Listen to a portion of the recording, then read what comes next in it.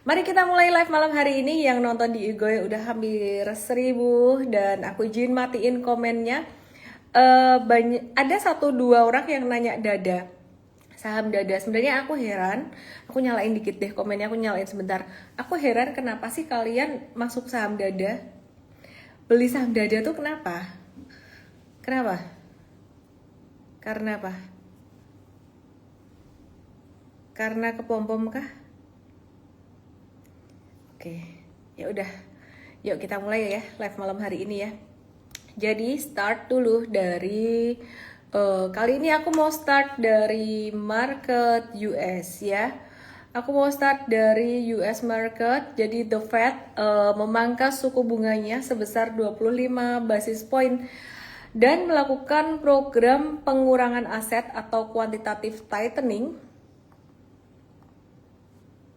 mulai tanggal 1 Desember 2025 gitu. Nah, jadi pembiayaan jadi bisa lebih longgar, terus ekonomi bisa bertumbuh dan juga pasar aset seperti saham serta kripto itu bisa berpotensi menguat. Emas juga bisa berpotensi naik. Jadi itu caranya selain cut rate ya. Keputusan The Fed selain cut rate atau selain memotong suku bunga yang bisa menggerakkan market ya, ini pemanasan dulu gitu. Oke, terus suku bunganya dipotong sebesar 25 basis point sesuai dengan ekspektasi ke level 3,75 sampai 4% gitu. Menjadi pemangkasan kedua kali di tahun ini meskipun data ekonominya kurang karena ada shutdown di Amerika gitu ya. Nah, terus ada sentimen positif juga, tapi nanti aku akan bahas sentimen positifnya nanti. Aku bahas dulu tentang The Fed ini, yang dimana direspon oleh bursa Amerika itu justru malah turun. Kemarin malam aku ada post di Igoy Channel, jadi yang teman-teman belum bergabung dengan di Igoy Channel kita, boleh bergabung ya di caranya di profile Igoy aku. Igoy itu INSTAGRAM aku. Di profile Igoy aku tuh kamu bisa tap ya, ada join channel gitu ya. Oke.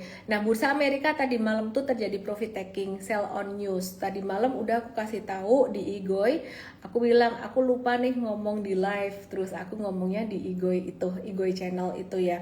Potensi profit taking malam hari ini, potensi sell on news. Karena bursa Amerika tuh sudah naik, merespon kenaikan dari berita-berita sebelumnya. Biasanya kalau The Fed-nya pas turunin suku bunganya atau berita positifnya pas kejadian itu malah turun gitu. Jadi ada beberapa saham seperti saham Amazon ya, ini saham-saham gede di Amerika. Ini udah mulai merah seperti ini. Terus Nvidia, mari kita lihat Nvidia ini menjadi saham market cap terbesar sedunia dan kalau diperhatiin teman-teman Nvidia ini kemarin patternnya juga udah rawan banget profit taking ya. Jadi udah sangat rawan sekali profit taking. Dia menjadi saham pertama di bumi ini dengan market cap menembus 5 triliun US dollar. Dengan market cap menembus 5 triliun US dollar. Secara kesimpulan, sentimen dan juga saham yang bergerak aktif dari sektor tech seperti Nvidia, Google, Avgo, dan AMD itu menguat tapi sudah signifikan banget nih, udah candlenya tadi malam udah rawan profit taking gitu. Nah, imbasnya ke saham Indonesia gimana? Nggak ada imbas yang signifikan sih, lagi nunggu laporan keuangan juga dari perusahaan-perusahaan besar di Amerika. Kalau misalkan laporan keuangannya agak kurang oke, imbasnya biasanya ke harga emas yang bisa cenderung menguat, dan ini aku bahas di live kemarin 2 kali live berturut-turut. Lupa nutupin jerawat, agak sedikit mengganggu tapi biarlah. Mari kita bahas tentang Donald Trump dan presidensi sebelum kita bahas tentang IHSG hari ini ya, dan dan saham besok-besoknya gimana. Jadi Presiden Trump dengan presidensi ini mencapai kesepakatan dagang, di mana yang menarik Trump itu seperti biasanya dia selalu bombastis. Dia bilang bahwa pertemuan ini luar biasa. Dia kasih nilai 12 out of 10 gitu ya. Jadi 12 dari 10. Artinya ya dia senang, dia happy banget. Sementara itu kalau China, Xi Jinping dia bilang ya santai sih, kalau dia sih selalu cool ya, dia bilang gini, ya dialog lebih bagus lah daripada konfrontasi gitu ya, jadi nggak ada yang bombastis gimana. Nah dari kata-kata ini tuh sebenarnya menunjukkan adanya gencatan senjata. Ini menunjukkan meredakan ketegangan ya sesaat, setidaknya berapa lama, sampai setidaknya tuh 1 tahun ke depan, meskipun tidak sepenuhnya ya, meskipun ada beberapa hal yang masih belum dibahas. Apa aja tuh yang belum dibahas oleh Donald Trump dan juga presidensi? Ada isu utama ya, belum nyentuh isu utama seperti teknologi canggih dan juga geopolitik gitu. Jadi masih akan ada sedikit volatility atau ketidakpastian di market gitu. Nah jadi ada beberapa dealnya Amerika dengan China di Korea ya. Jadi yang pertama, Amerika tuh menurunkan tarif impor China dari 57 ke 47%. Tarif fentanyl itu dipangkas dari 20% sampai 10% sebagai imbalan atas komitmen China memberantas perdagangan ilegal fentanyl. Nah, Amerika itu juga menunda kenaikan tarif hingga 100% yang membuat yang sebelumnya direncanakan bulan depan. Terus China juga melanjutkan pembelian besar-besaran kedelai, sorghum, dan juga produk pertanian Amerika, di mana ini semua artinya bagus. Nah untuk Indonesia efeknya apa nanti saya akan kasih tahu. Kemudian rare earth dan juga ekspor. China itu nunda pembatasan ekspor rare earth selama 1 tahun, memberikan stabilitas buat industri teknologi global lah ya. Jadi kenapa rare earth itu sangat dibutuhkan? Sumber daya alam ini sangat dibutuhkan untuk pembuatan teknologi seperti contohnya HP, printer, dan banyak hal lain gitu ya. Nah terus Amerika juga memperpanjang jeda tarif timbal balik terhadap China selama 1 tahun. Artinya apa sih? Artinya nggak ada saling balas selama 1 tahun. Yang ini tadi saya bilang mungkin akan ada kepastian selama 1 tahun ke depan. Terus yang menarik ya, China juga menyelesaikan isu TikTok di Amerika yang sering dibahas sama Presiden Trump, yang berpotensi memisahkan operasinya menjadi entity yang baru di Amerika dengan kepemilikan mayoritas investor Amerika. Jadi kayak China ya udahlah melepas bagian gitu ya untuk TikTok di Amerika. Terus yang menarik isu chip Nvidia dan Taiwan itu nggak dibahas. Meskipun ada pembicaraan lanjutan ya soal produk tertentu, katanya ya nanti akan dibahas nanti deh. Nah ada yang menarik di sini bahwa Nvidia itu ternyata punya satu ketergantungan terhadap TSMC. TSMC itu di Taiwan dalam pembuatan unit pemrosesan grafis GPU-nya. Nah, TSMC sendiri memproduksi GPU dari Nvidia, di mana Nvidia itu sebenarnya dia cuman ngedesain. Nah, ada yang menarik lagi, China tuh bakalan ngebeli minyak dan gas dari Alaska. Ini bagian dari kerjasama baru antara dua negara. Instead of membeli dari Rusia, karena Amerika tuh gemes banget ya sama China dan juga sama India yang ngebeli minyak dari Rusia. Jadi sempat komplain juga tuh, lu beli minyak dari Rusia, gue kasih ini tarif lebih tinggi. Pernah ngomong kayak gitu ke India juga gitu. Trump juga menyebut kesepakatan ini tuh bakalan akan diperpanjang tiap tahun atau di review. Jadi bagus sekali Trump dan Xi ini akhirnya ketemu, kalau sebelumnya perwakilan terus ya anyway itu satu hal yang bagus. Nah sekarang saya akan bahas impactnya dari sentimen ini apa. Impactnya pasti fluktuasi di market itu akan berkurang, ketidakpastian secara global akan berkurang ya, jadi investor lebih berani berinvestasi baik di Amerika, di China maupun di negara-negara yang lain. 2, jika perekonomian China bagus, tidak ditekan oleh Amerika, ekspor juga jalan dengan baik. Tahu nggak sih, kita itu sangat diuntungkan sekali dari apa? Sangat dibutuhkan sekali dari apa? Ekspor sumber daya alam kita. Sumber daya alam kita tuh apa yang sangat dibutuhkan? Antara batu bara dan juga nikel gitu ya. Nah, jadi teman-teman, saham-saham batu bara tuh banyak yang masih murah gitu. Jadi mungkin malam hari ini aku mau kasih highlight dikit ya tentang batu bara. Nah tahu nggak sih harga batu bara global ya? Aku mau bahas dari harga batu bara global teman-teman perhatikan ini. Biasa aku bahas dari IHSG dulu, tapi kali ini aku bahas dari sentimen dulu ya. Nah ini adalah harga batubara global. Ini dalam beberapa hari terakhir seminggu ini naik terus nih. Nah kenaikannya didorong karena ada dua faktor utama. Yang pertama dari China itu ada permintaan dari pabrik baja itu masih stabil di tengah pasokan domestik batubara kokas premium yang lumayan ketat ya. Terus ada pembatasan produksi menjelang akhir tahun yang juga memperkuat harga batubara gitu. Terus ada sentimen lain di mana di Jerman itu naiknya konsumsi gas sebesar 3,7% itu akibat cuaca dingin dan turunnya produksi listrik tenaga angin mendorong harga energi termasuk batu bara sebagai substitusi dari gas gitu ya. Nah, terus meskipun sebagian dari trader tuh bukan trader retail kayak kita sih, trader tuh trader yang melakukan jual beli komoditas dalam jumlah besar ya, itu udah mulai berhati-hati karena dinilai udah mulai mendekati puncak dalam jangka pendeknya, tapi fundamental supply demand batubara kokas ini masih solid gitu ya, jadi masih banyak permintaan gitu. Dengan permintaan baja China yang tetap kuat dan juga kenapa apa hubungannya dengan baja. Jadi batubara ini bisa menjadi bahan bakar gitu ya. Dan juga pasokan global batubara yang masih terbatas. Nah, jadi ada beberapa emiten batubara yang kita highlight yang punya porsi ekspor tinggi, tapi disclaimer ini bukan satu perintah untuk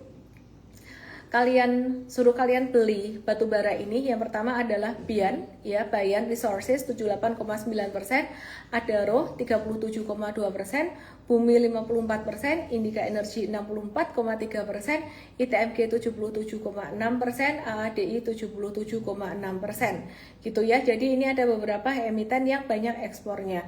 Kemudian bagaimana dengan dividen dari emiten batubara sendiri secara historical itu AAD melalui ADRO ya, itu sebenarnya pembagian dividennya tuh sangat bagus sekali, dan kalau di tahun buku 2025 ke depan ini perkiraannya dibandingkan harga sekarang yieldnya 10%, ITMG 13% dan PTBA 10,86%, tapi hari ini ITMG sudah mulai naik.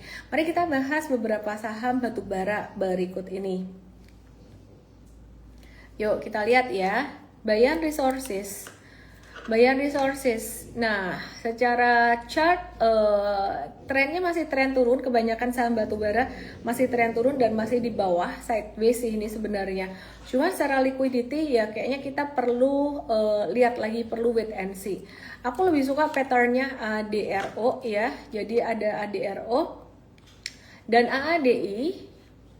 ADRO ini 37,2%, di mana ADRO dalam beberapa hari terakhir ini terjadi breakout demi breakout. Breakout pertama terjadi di 1815, ada satu resisten kecil di sini waktu itu, dan kemarin terjadi satu breakout lagi di ADRO ini di angka 1865, dan hari ini ADRO udah mulai agak rawan profit taking jangka pendek, tapi aku melihat ini masih jadi awal buat ADRO untuk perjalanan naiknya gitu. Nah, terus kemudian berikutnya ada saham Bumi Resources ya, di mana Bumi Resources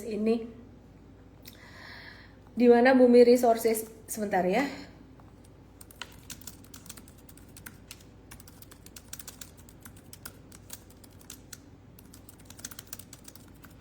Oke, jadi Bumi Resources ini pada beberapa hari yang lalu itu terjadi pantulan dari masa retracementnya, dan kita ngelihat pantulannya atau retracementnya ini masih menarik. Disclaimer teman-teman semuanya, saham yang patternnya bagus bukan berarti nggak bisa failed ya gitu. Jadi ini pantulannya ini dia masih akan bentuknya sideways kayak gini. Pelan-pelan dia akan naik gitu ya, jadi pelan-pelan akan naik. Ini sideways-nya, retracementnya sangat normal, sangat bagus, terus pantulannya juga oke gitu ya, masih oke. Jadi kalau mau nunggu ada diskon dikit kayaknya masih bisa dikasih. Disclaimer ya buat teman-teman semuanya yang mau beli saham, mesti harus ngerti caranya dulu ya. Belajar di M-Trade Start, di M aku M-Trade Start, EMTRADESTARE START, Trade Anything Make Easy, Sabtu 8 November, pasang di kalendermu jam 10 pagi. Cara daftarnya just DM aku, Mtrade Start, nanti dikasih linknya sama tim aku, kalian daftar ya, masukin data Anda, isi formnya, dan nyalain alarm di kalender kamu. Kuota terbatas ya, meskipun ini gratis, kuotanya terbatas. Oke, mari kita bahas saham berikutnya yang dari sektor batubara. Ada saham INDI atau Indika Energy, di mana ini sudah membentuk pattern double tops dan dia kemarin breakdown pada tanggal 28 Oktober. Patternnya tidak secakep bumi, tapi di sini kita melihat yang menarik beberapa hari yang lalu, sejak 9 September sampai dengan beberapa hari yang lalu pada 17 Oktober ini setiap kali hijau memang lebih tinggi daripada merahnya.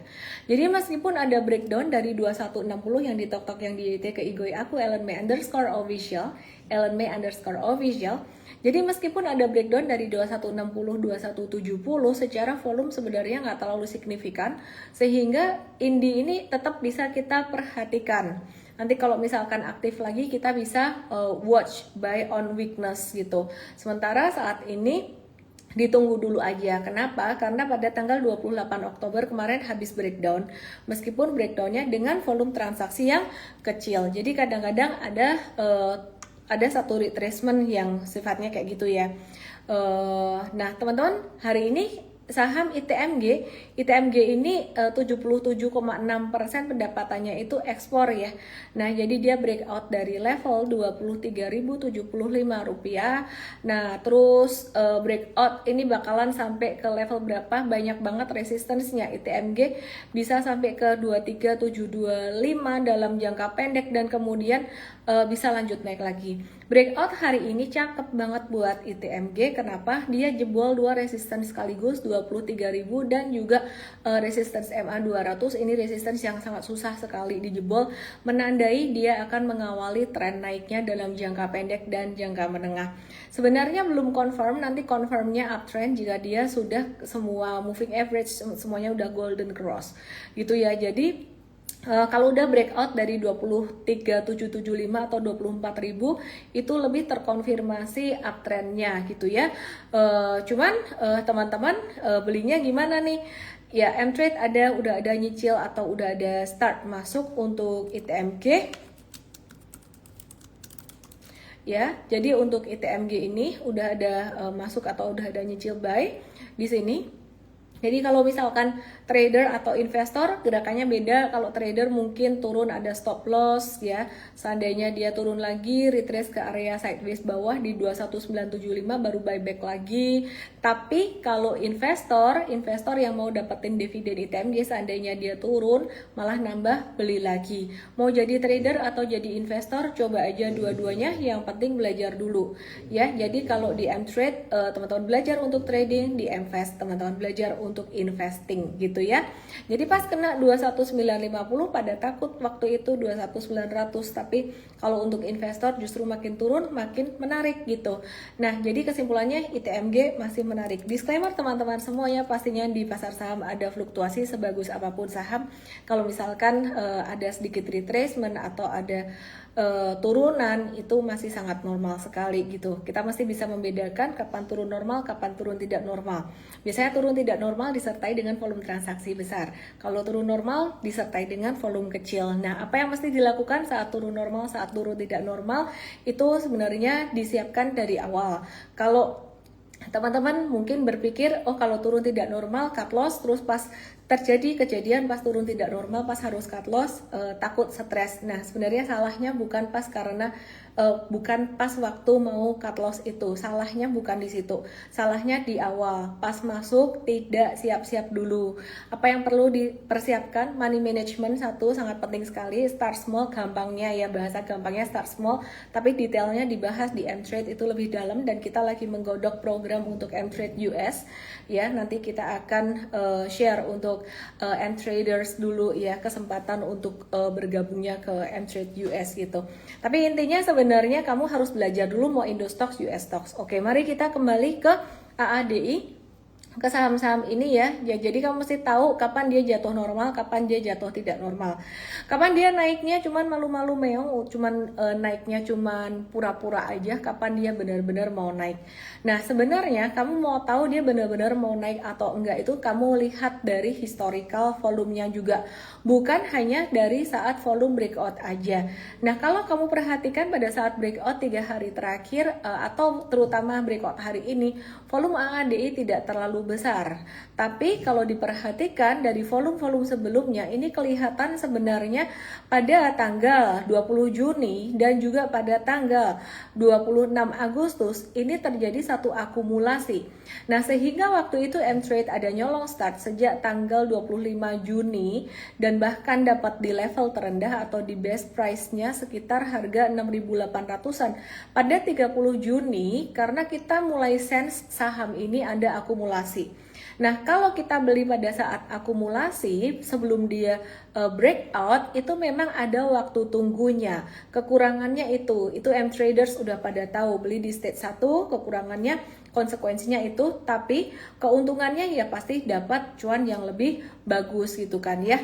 Nah, jadi ini contohnya ini AADI di M-Trade AADI saya cek ya sambil tarik napas dulu. Mari kita cek ADI cuan 20 sampai 29%. Yeay 20 sampai 29%. Wah, aku belum punya. Gimana? Wah, ini padahal kalau pattern kayak gini biasanya mau ngegas loh. Hahaha. Tenang dong, sabar-sabar, jangan mau kena pom-pom. Tapi bener sih kalau pattern kayak gini biasanya dia mau naik. Tapi kalian kalau belum punya ya sabar tunggu retracement-nya. Lu sama-sama lo tunggu retracement. Lu nih retracement nanti naik terus retracement-nya di angka 8.800 juga sama juga dong. Beda psikologi gitu ya. Tapi kalau misalkan ngeyel mau beli besok ya silakan nitip sendal aja. Paling penting itu adalah resikonya kamu kan ngerti ya kalau misalkan seandainya gagal ya breakout malah retrace ke sini kan turun 11% gitu. Jadi 11% tuh ruginya berapa rupiah ya? Disitulah kamu harus menyiapkan hati gitu ya. Banyak yang halu soalnya. Halu kenapa? Halu kalau trading selalu ngelihat potensi cuannya aja. Kalau dikasih tahu potensi lossnya nggak mau. Kenapa?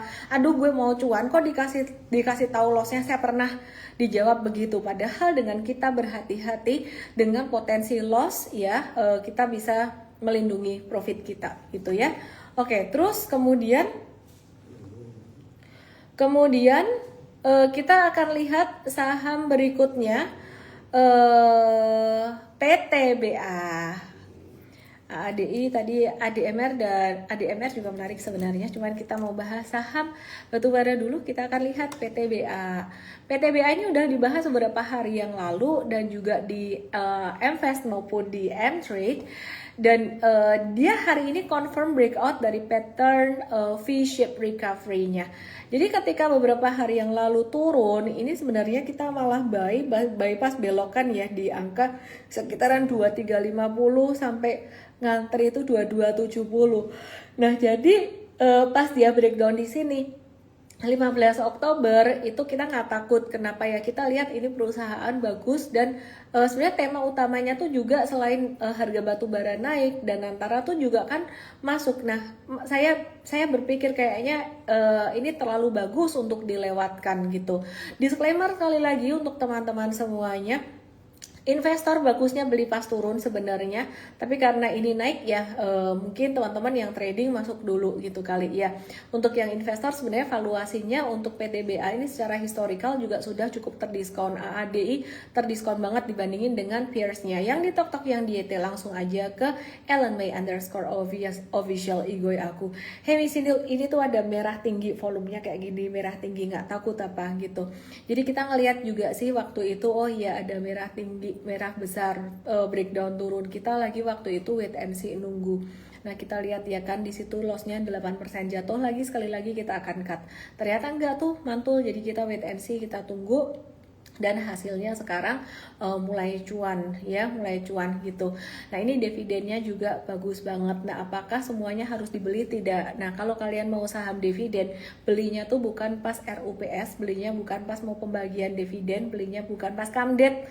Rugi banget kalau kamu mau beli pas kamdet, abis itu kamu dapat dividennya mungkin berapa persen, terus turunnya lebih dalam dari itu. Ya dulu aku pas pertama dividen investing kayak gitu ya. Kenapa? Karena terlalu menggoda. Ya gimana enggak dapat 27%. Habis itu sahamnya turun dong ya tahun 2023. Turun dong ya. Tapi waktu itu saya berpikirnya gini, saya ngerti dia bakalan turunnya bisa 30%, 35% dari area buy waktu abis RUPS itu ya. Apalagi pas kamdet itu ya bisa turun segitu. Cuman aku mikirnya gini, ini kalau disimpan bertahun-tahun, ini uang nganggur yang seharusnya ditaruh di deposito doang nggak apa-apa. Ya anggap aja tahun ini deposito dapat 27%. Terus tahun depannya kayak deposito mindsetnya gitu loh. Tahun depannya dapat 9%, tahun depannya dapat mungkin 7%, ya kurang lebih lah ya gitu loh. Nah jadi aku mikirnya masih nggak rugi sih gitu. Terus kalau dihitung dari harga waktu itu sampai harga sekarang gimana? Masih merah nggak? Ya kamu bisa hitung sendiri dari harga kamdet 2023 gitu. Jadi sejujurnya ya itu masih merah. Jadi kalau kamu lihat portfolioku itu PTBA-nya masih merah gitu. Tapi kalau kamu tanya cuannya berapa, ya udah cuan kemana-mana. Jadi kalau ada yang bilang dividen investing tidak memberikan keuntungan, sebenarnya dibandingin apa dulu? Kalau menurut aku, dividen investing selama dia tuh di atas bunga deposito, di atas SBN, menurut aku oke. Nah, kenapa tidak dibandingkan dengan obligasi swasta? Obligasi swasta itu sebenarnya oke juga sih, cuman aku agak ngeri-ngeri sedap ya. Bisa gagal bayar. Jadi ada beberapa obligasi swasta yang bisa gagal bayar. Saya tahu ada obligasi swasta yang bagiin return itu sampai belasan persen. Tapi semakin tinggi returnnya obligasi itu kan sebenarnya semakin butuh uang, dan menurut aku semakin beresiko. Kalau negara gagal bayar gimana? Ya biasanya tuh kalau nggak bisa bayar mereka akan terbitin surat utang lagi gitu loh. Jauh lebih aman, menurutku lebih aman. Demikian pula dengan Amerika kayak gitu terus. Oke ya. Oke, terus aku mau bahas tentang saham. Rokok tuh hari ini sebenarnya juga aktif, dan Big Banks udah ada hasilnya semua. Tapi kayaknya Big Banks ini dibahas melalui konten aja deh karena banyak tulisannya. Intinya sih kalau Big Banks itu growth rate BCA itu masih menang di pertumbuhan NII-nya dia yang masih 5,2%, sementara itu yang nomor 2 NII itu di BMRI 4,9%, terus di BRI 2,9%, dan BNI minus 0,06%. Nah, oke, mau kasih lihat ya, penasaran ya? Mau kasih lihat deh. Kita ke banking dulu aja ya, kita ke banking sedikit sebelum kita bahas saham yang lainnya. Rapiin dulu tampilannya. Oke, yang di tok-tok, yang di YT langsung ke Igo ya aku. Nah, perhatiin nih, ini nggak kelihatan ya. Ini BCA ya, BRI, BNI, BMRI. Kalian bisa bandingkan. Ini loan growth, BNI yang paling tinggi dan BMRI, NII, BCA paling bagus, net profit BCA paling bagus. Nah ini net profitnya nih, yang lain minus secara tahunan, turun ya, jadi masih untung tapi turun. Nah jadi kalau misalkan ada yang bilang net profit naiknya cuma 5,7% secara tahunan, bandingin sama peersnya minus 9%, BNI minus 7%, BMRI minus 10% gitu. Terus kemudian dana pihak ketiganya ini di BCA. Ini yang menarik, teman-teman perhatikan di sini. Dana pihak ketiga di BCA naik 7% secara tahunan. Ini artinya apa? Ini BRI naik 8,2%, BNI naik 21%, BMRI naik 10%. Artinya sebenarnya orang-orang itu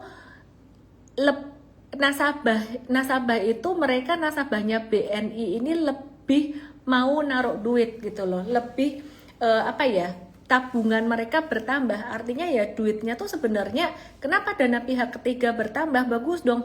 Jangan seneng dulu kenapa dana pihak ketiga bertambah, karena kadang-kadang orang tuh menahan diri untuk mengembangkan bisnisnya. Jadi sebenarnya dana pihak ketiga bertambah ini ya ada bagus dan ada tidak bagusnya. Kalau bertambahnya terlalu tinggi itu menunjukkan bahwa orang-orang tuh males muterin duitnya untuk bisnis gitu ya. Jadi ini juga semestinya sejalan dengan pertumbuhan kredit gitu ya. Ini pertumbuhan kreditnya kebetulan tinggi juga gitu. Jadi intinya bank-bank ini sebenarnya tidak kesulitan likuiditas karena sebenarnya ya dana pihak ketiganya ya lumayan tinggi gitu ya. Terus kemudian ini dari NIM ini loan to deposit ratio-nya BCA paling rendah di mana itu paling bagus, BMRI paling tinggi, artinya hampir semua dari uang deposit, uang yang dipunya itu disalurkan sebagai kredit gitu. Terus tingkat kredit macet di BNI cukup rendah, NPL di BCA juga 2,1, di BMRI 1,19%, cukup rendah. Di CASA ratio, CAR PBV, nah PBV BCA mumpung masih di bawah 4. Nah ini paling mahal dong BCA. Sekali lagi kita melihat historical, jangan ngebandingin kayak gini, nggak fair. Karena hampir dari dulu kala juga yang lain-lain ini memang valuasinya di bawah BCA. Oke, intinya aku cuma mau ngomong keempatnya sebenarnya bagus, tapi memang ya dari angka aja udah kelihatan BCA di sini yang paling kuat gitu ya. Nah, jadi yang investasi di bank-bank Himbara ya masih oke kok, dan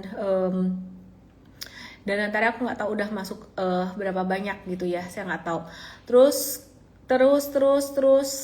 BNGA dan BRI sebenarnya juga ada update, tapi aku kepengen ngebahas sekarang, Harum yang ditotok yang di YT. Kita lihat saham Harum. Wah, Harum ini dari kemarin kelihatan wangi gitu ya, dan wanginya tuh terprediksi gitu, rapi gitu. Dia sempat retrace tuh dia ketahan di level 1080. Sebenarnya aku kemarin sempat berpikir ngelihat pattern ini tuh jadi pattern inverse flag ya. Dia kalau langsung mantul tuh bagus, tapi ketika dia ada sideways di bawah kayak gini, aku mikir, wah ini bisa mantul nggak ya? Dan ternyata 29 Oktober mantul, kita baru buy. Kenapa? Karena kita menunggu satu confirmation. Ini patternnya agak nggak enak, breakdown, terus kemudian sideways kayak gini, ini bisa breakdown lagi, patternnya kayak inverse flag gitu. Ya, jadi ini adalah confirmation, maka dari itu kita baru buy kemarin ya. Dan ini potensi bentuknya mungkin mirip-mirip kayak bumi ya, patternnya mirip-mirip bumi. Jadi bakalan bisa agak sideways dulu sebelum dia naik. Nah, untuk Harum sendiri ini selain di coal, dia juga ada di nickel, dan kita juga akan watch untuk saham nickel. Inco per hari ini dia ada breakout sebenarnya, tapi naiknya udah agak ketinggian, udah ada 5 candle naik berturut-turut ya, dan udah dekat dengan resistance yang merah di atas ini. Jadi kita wait and see dulu untuk Inco-nya ya. Jadi untuk Inco kita wait and see dulu. Sementara itu jadi kita nitip sendalnya di Harum tuh ada nickel juga. Ini NCKL per hari ini dia breakout lagi, nggak mau ada retracement, cuman saya tetap menunggu ada retracement dulu gitu, karena kalau semakin naik semakin dikejar. Sebenarnya ini terjadi percepatan tren. Keluar dari sini ini trennya semakin cepat, artinya semakin cepat naik, dan kalau turun juga semakin cepat juga pastinya. Intinya speednya semakin cepat. Jadi wait and see dulu aja. Terus kemudian saham sektor komoditi menurut aku masih bisa dipantau banget, dan ini saham TINS, M-Trade udah cuan berapa ya? Aku coba hitung dari area buy dia di 21 Juli kita nyolong start di situ 151%, dan ini dia kayaknya lay low abis suspensi, dia sideways-nya tuh volume kecil aja kayak gini. Jadi biarin aja dulu, cakep malahan, biarin volume kecil sideways, biarin aja dia agak sideways, agak panjang-panjang dulu gini. Yang belum masuk tunggu aja, jangan buru-buru gitu ya. Jadi M-Trade tinggal nge-hold aja, dan kita lagi mencari area untuk jangka pendeknya bisa masuk juga. Aku move ke sektor rokok cigarettes. Aku nggak invest di saham rokok. Kalau trading aja, kadang-kadang aku trading aja, tapi aku nggak invest di saham rokok gitu ya. Dan HMSP per hari ini udah mulai rawan profit taking untuk jangka pendek, tapi tetap cakep patternnya, dia bisa ngebentuk handle, dan kalau ada handle jadi pattern yang cantik sekali. Meskipun pada 9 month 2025 laba bersihnya turun 13,6% secara tahunan, ini harga sahamnya masih naik karena optimisme ke depan kinerja perusahaan lebih bagus dengan adanya cukai rokok yang tidak naik. Jadi view-nya investor ini lebih ke forward looking, ke depan. Jadi bukan view sekarang ya. Nah, terus kemudian kita nggak ngelihat revenue-nya sekarang. Kalau revenue sekarang mungkin kinerja sekarang mungkin masih belum terlalu bagus. Nah, hari ini juga GGRM juga naik ngegas. Nah, ini di sini GGRM cek sebentar, aku balik ke HMSP sebentar, yang di tok yang di YT. Boleh ke Igoi aku _official nih, M-Trade udah ada di 625. Mari kita lihat Gudang Garam, PT Gudang Garam TBK, dia punya di level M-Trade ada di level 11.900, dan per hari ini udah cuan sekitaran 29%. Udah ada sekitaran 29%, jadi kita udah mulai siap-siap profit taking. Sama halnya GGRM, ini ada potensi retracement membentuk handle yang sebenarnya juga menarik gitu ya. Nah, kemudian ada satu lagi dari saham rokok yang juga menarik, ada saham WIM yang hari ini gerak sama seperti keduanya. Cuman kalau aku lebih melihat di HMSP dan GGRM ya untuk trading ya. Jadi aku melihat yang gede-gedenya dulu, dimana investor akan banyak yang masuk ke situ gitu ya. Oke, terus kemudian BRMS nih, Agus P. Siregar. Mari kita lihat BRMS. Saham mas-masan masih bagus, tapi kayaknya eranya bakalan diganti coal, batu bara ya. Nikel juga udah naik tinggi. Jadi emas masih oke nih, nggak kemana-mana, just kayak kemarin sideways aja. Antam juga sideways, which is good, nggak tiap hari naik terus ngegas terus, itu santai aja tradingnya, ini nggak kemana-mana juga. Udah, aku mau baca pertanyaan dan komen. Yosua PTBA sudah aku bahas. SSIA terus yang ditanya, sebentar cek dulu. SSIA nggak kemana-mana loh, dari kemarin masih sama analisisnya. Oke, CDIA, mari kita ke CDIA. CDIA tuh sebenarnya lagi disupport sih. Aku tuh lagi penasaran sama saham-saham yang kemarin terkena imbas rencana MSCI mau ngeganti aturan kan. Jadi kayak CDIA ini kan kena juga ya.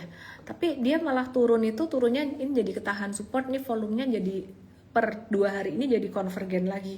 Terus kemudian Raja juga sama, dia sempat turun dalam tapi habis itu konvergen lagi. Nah, aku jadi teringat patternnya Harum, mirip sama patternnya Harum kayak ini, begas jatuh terus dia jadi sideways konvergen lagi. Jadi aku masih wait and see dulu.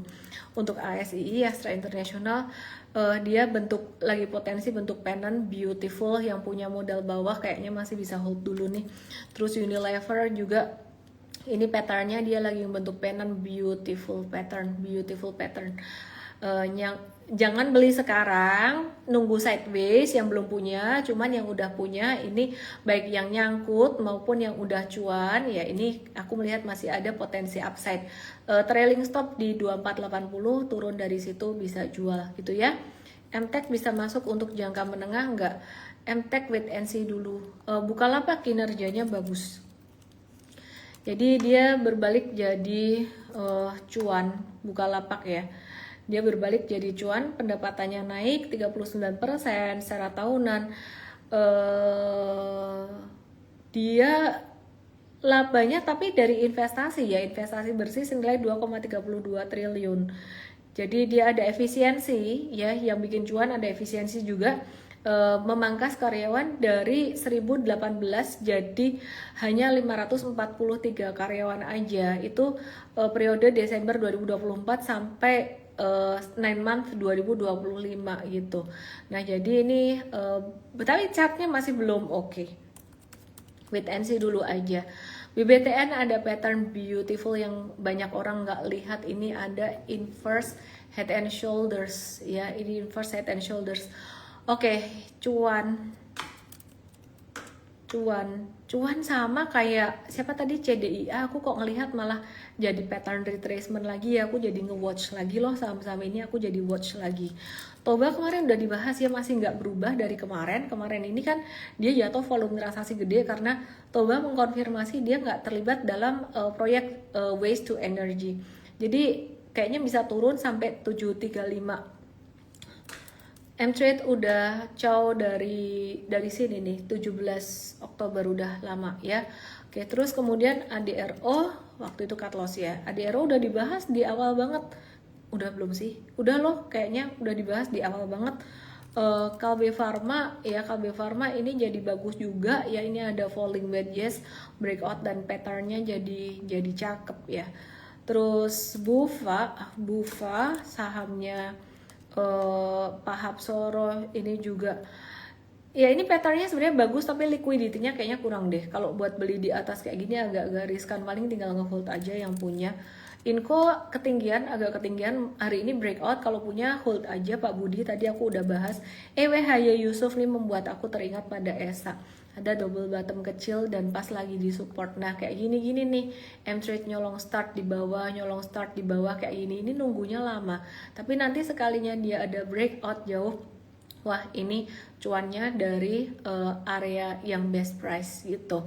Oke, terus kemudian udah itu aja teman-teman. Jangan lupa daftar webinar M-Trade Start tanggal 8 November jam 10 pagi. Webinar M-Trade Start tanggal 8 November jam 10 pagi. Karena di situ kamu tidak hanya akan belajar cara mulai trading saham, tapi juga bisa digunakan untuk US stocks, crypto, gold, dan sebagainya. Terus di akhir acara kamu bakalan dapat kode promo buat M-Trade. Oke ya, Esa double bottom kata Pak Budi. Ya wes gitu aja. Ferdinand, PTBA, Adaro, ADI udah aku bahas. ADMR so far masih trennya masih menarik, tapi kalau buat masuk sekarang aku cek dulu. Ya, tunggu retracement dikit. Kalau mau masuk sekarang agak ketinggian, mungkin bisa tunggu sekitaran 13.75-an, ada diskon dikit. Oke lah, tapi trennya beautiful. Antap sudah tak bahas. Nasdaq jebol Miss Ellen, sell on news seperti yang normal. Jadi kalau The Fed habis nurunin suku bunga, biasanya 1-2 hari setelahnya turun. Tungguin aja. Nggak usah mikirin info-info terlalu berlebihan, Lita, Piudel. Lebih fokus pada chart aja, harga dan volume, karena harga dan volume itu nggak nipu. Itu yang paling jujur, yang menyelamatkan, yang melindungi aku selama ini gitu ya. Belajarnya dari trader-trader di US yang udah legendaris banget. Mereka juga udah pakai ilmu ini jadi juara US Investing Championship, sampai ke teman-temannya juga udah, David Ryan sampai juara 3 tahun berturut-turut. Jadi kenapa aku masih setia menggunakan metode ini, gak beralih ke metode analisis flow, analisis foreign flow, analisis broker summary. Aduh, Indonesia tuh marketnya kalau ada chart-chart bentuknya kayak gitu tuh lebih gampang diprediksi daripada US stocks. Kenapa? Ya ironisnya karena katanya market Indo agak kurang efisien tuh katanya loh ya, gampang digerakin sama BD sama market maker. Tapi kalau pas market makernya genah, bahasa Jawanya genah gitu ya, genah dan duitnya akeh gitu kan, dan duitnya banyak gitu, itu petanya malah cakep, malah bisa diikutin. Jadi aku nggak sentimen sih sama saham-saham yang ada market makernya, justru malah market maker itu sebagai liquidity provider. Kalau bisa tuh dikasih aturan kayak di US tuh, kasih aturan jadi putih, nggak hitam atau abu-abu lagi. Jadi intinya biar kamu nggak ketipu dengan berita-berita apa-apa itu, fokusnya pada price volume. Oke? Thank you buat semuanya yang udah nonton malam hari ini. Saya Ellen May, selamat malam, salam profit, dadah. Jangan lupa ikut webinar M-Trade Start, DM aku M-Trade Start 8 November jam 10 pagi. TAPG lagi mau sideways aja Pak, wait and see dulu yang nge-spam aku TAPG. wait and see dulu ya. Kamu punya apa gimana sih? Kalau mau buy, wait and see dulu. Bye bye, bye bye Bu Jomaila di Kanada lo nonton terus pagi malam. Dadah, dadah, alah opo, saham dadah. Itu kan kamu kena korban pom pom. Kayak belajar. Bye.